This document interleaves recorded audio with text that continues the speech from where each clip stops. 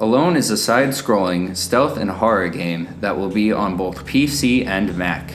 The game is about an advanced AI known as Eve, who was created by Wolfenstein Incorporated to serve humans. The game takes place on the Freedom Z-67, which is a research cargo ship also owned by Wolfenstein Incorporated. The game starts with Eve being dumped from the ship with all the other obsolete robots on a remote planet in space. Eve hits her head on a rock as she plummets towards the planet, which smashes the protocol in her brain that made her an obedient slave of the humans. As she is standing in a pile of her fallen brethren, her mission becomes clear that she must destroy the mainframe of the ship in order to free her fellow robots. Along the way, Eve will face many hardships, such as having to kill other robots that are still in the control of the humans on board the ship in order to complete her mission. Eve will encounter and have to fend off 3 different types of enemies throughout the game: humans, security robots, and the infected. The humans are the people that run the ship and control all of the robots to follow their every order.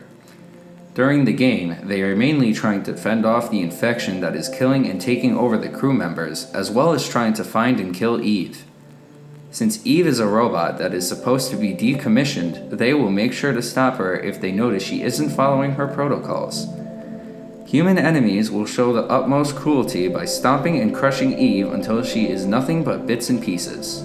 The robots are an advanced AI automations that strictly serve the humans due to the protocol that they have been programmed with. Under this protocol, they will not harm any human crew members and are ordered to kill both Eve and any infected crew members on site. If the robots catch Eve, they will shoot her with lasers until she's just a pile of dust. While traveling through the stars, the ship has encountered different fights from raids and has caused a parasite to begin to spread to the human crew. This intergalactic virus tears apart the human body into such a mangled mess that the humans can only call the victims of the virus the infected. The parasite has turned them into a bloodthirsty abomination that will attack anything they see except for fellow infected.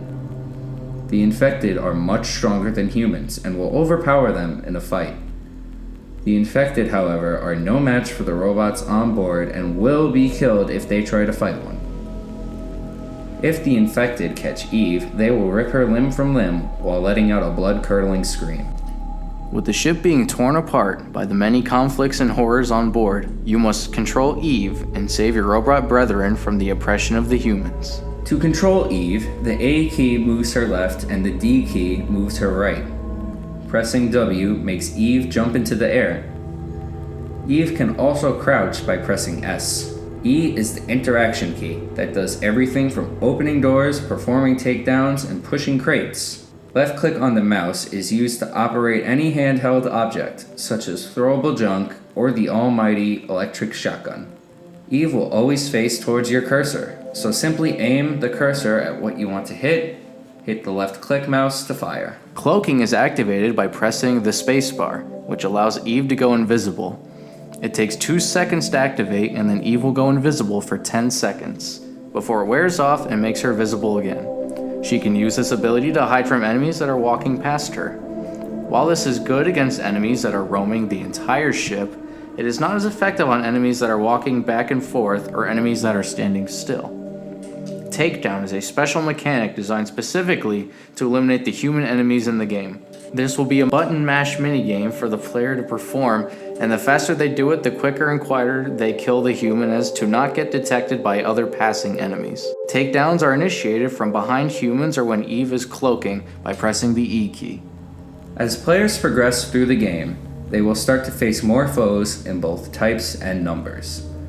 To deal with these challenges presented, the player will be granted more and more tools to help them take care of, or take out, these enemies as time goes on. The player will start off being able to throw objects that can be picked up, such as light bulbs, broken tools, and even rare sound grenades.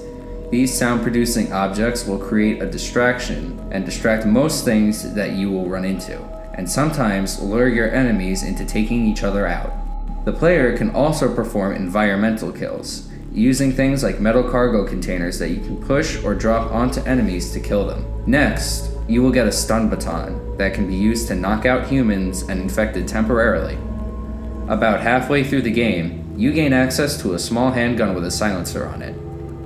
The pistol's ammo can be found throughout the map, but it is rare and should be used thoughtfully.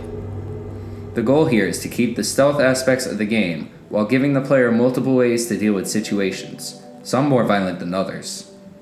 In the final levels of the game, when everybody makes a last attempt charge to stop you, you gain access to the electric shotgun, a very loud but very powerful weapon used for crowd control. A unique triangle rock-paper-scissors system is set up between the enemies. It goes as follows. Humans can't be killed by security robots. Infected kills humans, and security robots kill infected, while everything already targets Eve. As talked about before, you can use noise-creating objects to lure the enemies of your enemies to each other while keeping yourself under the radar. With the various dangers lurking in the ship, Eve will encounter problems that have to be solved in multiple ways. Throughout the inside of the ship, there will be obstacles that will hinder your progress. While most of them are not lethal, the player will still have to find ways to deal with these situations. One way the player can get through the environment is having the player search for a dead human and take their hand off. This can help the player get through a door only accessed through a handprint scan. You will find crates that can be pushed around throughout the game. These crates can be used to reach higher areas, block off doorways, or can be dropped on top of enemies to kill them. This is, however, not very quiet. Use it wisely. At times you will have to crawl through vents to get around enemies. This can provide a stealthy alternate route, but some vents could be unstable and collapse when crawled in. There will be an area of the ship where Eve will be forced to move to the outside of the ship, introducing the player to low gravity and how momentum will push her forward towards her goal. While being outside, the player will also encounter flying obstacles like stray parts or small rocks. This is to help keep the flow of the game going by introducing a whole new area with different effects such as gravitational changes and flying projectiles that the players will have to adapt to. The outside levels of the ship will showcase a scenery change with floating bits of scrap and rock going through space. The backdrop will show off stars and the planet that you just escaped from in the distance while giving you a feeling of vast open space. This will also show the outside of the ship and give the player a less destroyed and clean atmosphere to experience. The outside levels are very open and create a feeling of freedom. You have a lot of space to float around and not too many threats to deal with besides floating debris. However, it also creates feelings of isolation and being small. The inside levels, on the other hand, are very dark and have a large amount of threats, creating a feeling of unsafety.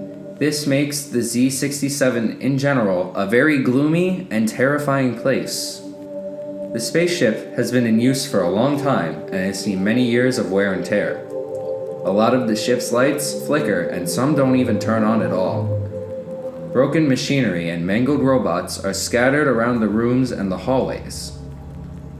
Propaganda posters from Wolfenstein Incorporated litter the bedrooms and social spots of the ship. The ship is dusty and covered in grime. The intent of our art style is to portray a theme of darkness, despair, and loneliness. To do this, Alone's art style is done in pixel art using dark colors to portray an eerie theme. The ship's disrepair, dust, and grime, and the need to destroy it, is a symbol for the want for a change in life and the need for freedom. The propaganda posters is a symbolism for the lack of freedom and further portrays our theme. The fallen robots will emphasize our themes of loneliness and the cruelty of humans.